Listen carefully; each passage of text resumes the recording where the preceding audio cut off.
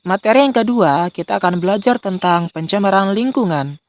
Pencemaran lingkungan adalah masuknya atau dimasukkannya makhluk hidup, zat, energi, ataupun komponen lain ke dalam lingkungan oleh kegiatan manusia sehingga kualitasnya menurun dan tidak berfungsi sebagaimana mestinya.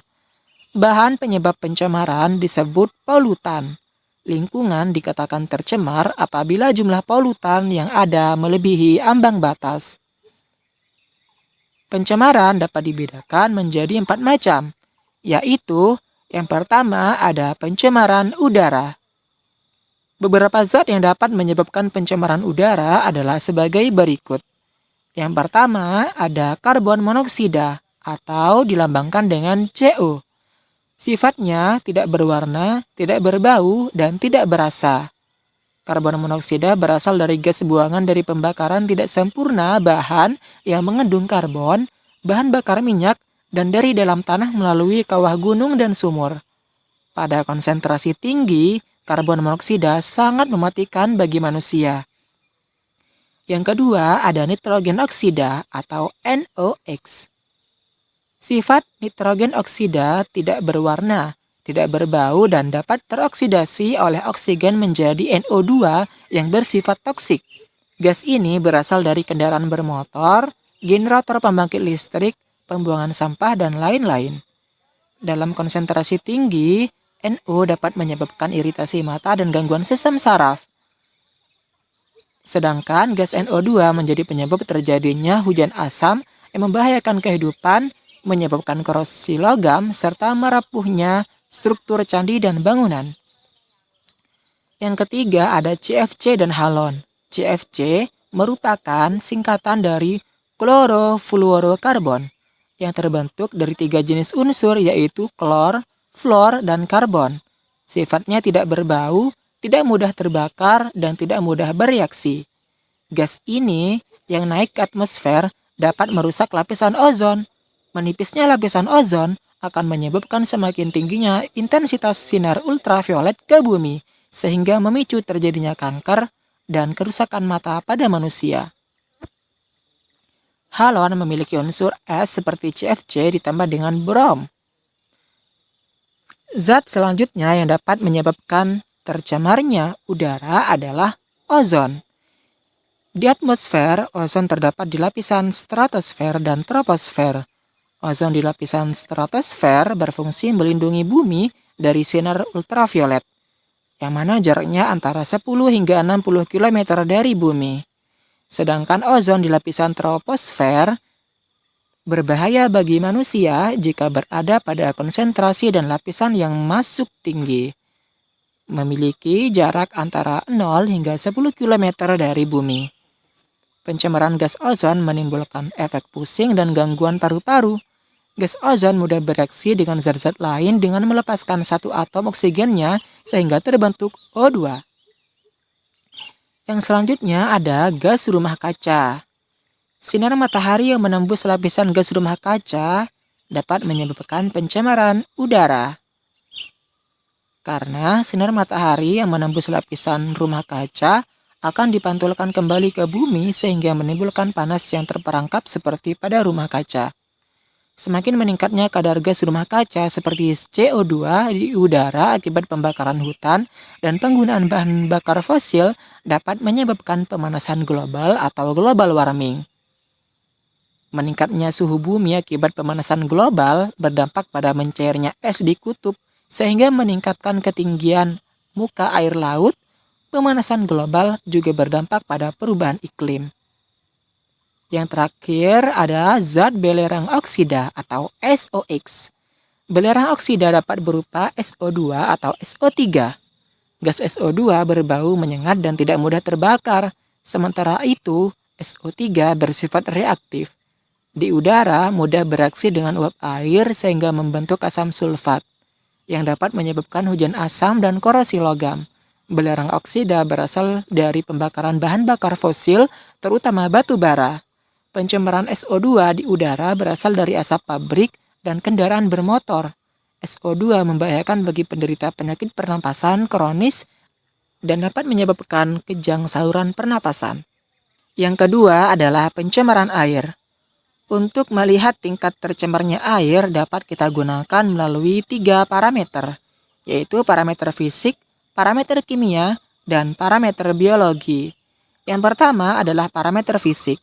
Parameter ini dapat kita lakukan dengan melihat zat padat yang terlarut dalam air, seperti kekeruhan air, warna air, bau, suhu, dan pH air.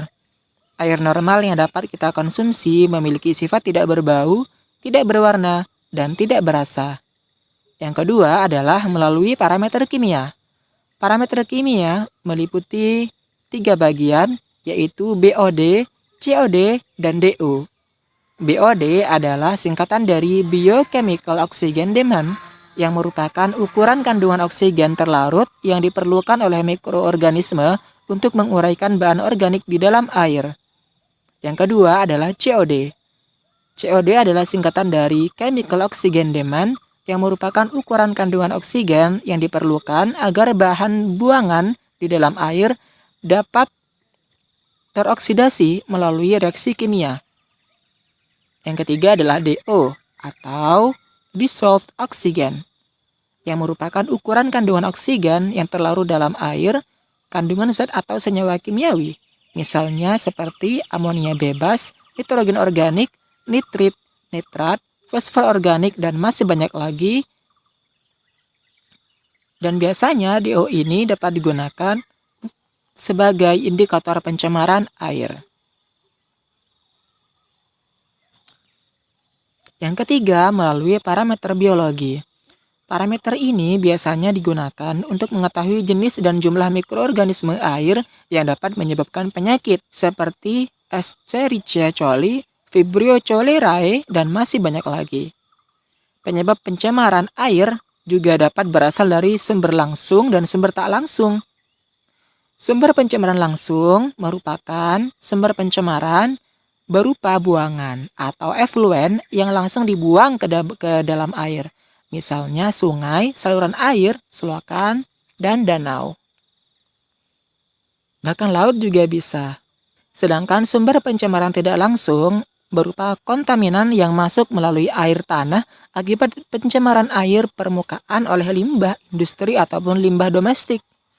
Nah, pencemaran air disebabkan oleh limbah dari berbagai kegiatan manusia, antara lain sebagai berikut. Limbah domestik, yaitu limbah yang berasal dari perumahan, pusat perdagangan, perkantoran, botol rumah sakit, dan tempat umum lainnya. Limbah domestik misalnya deterjen, sampah organik, tinja hewan, dan tinja manusia. Limbah ini dapat menimbulkan berbagai penyakit seperti tifus, kolera, disentri, diare cacingan, dan gatal pada kulit. Yang kedua adalah limbah industri, yaitu limbah yang berasal dari industri atau pabrik. Limbah industri berupa bahan-bahan sisa yang mengandung logam berat berbahaya dan beracun, seperti merkuri, timbal, tembaga, dan masih banyak lagi. Logam berat ini biasanya terakumulasi dalam organisme air seperti ikan. Manusia yang mengonsumsi ikan yang tercemar logam berat akan mengalami gangguan kesehatan, bahkan seperti kematian penduduk akibat penyakit Minamata di Jepang, karena mengonsumsi ikan yang tercemar limbah merkuri di Teluk Minamata. Yang ketiga ada limbah pertanian, yaitu limbah dari kegiatan pertanian berupa pupuk kimia dan pestisida. Kelebihan pupuk di lahan pertanian akan tercuci oleh hujan dan masuk ke saluran irigasi, sungai, dan danau, sehingga menyebabkan terjadinya peningkatan unsur hara di badan perairan yang disebut eutrofikasi. Peningkatan unsur hara menyebabkan terjadinya blooming, yaitu pertumbuhan ganggang atau eceng gondok secara cepat sehingga menutup permukaan air. Permukaan air yang tertutup ganggang atau eceng gondok akan menghambat masuknya cahaya matahari ke dalam perairan dan menurunkan oksigen terlarut di air. Akibatnya, banyak organisme air yang mati kekurangan oksigen. Yang terakhir, limbah pertambangan, yaitu limbah yang berasal dari area pertambangan, seperti tambang emas yang menggunakan merkuri untuk memisahkan emas dari bijinya.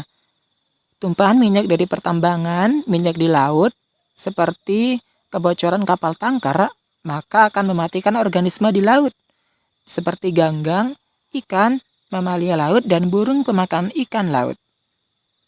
Pencemaran yang ketiga yaitu pencemaran tanah.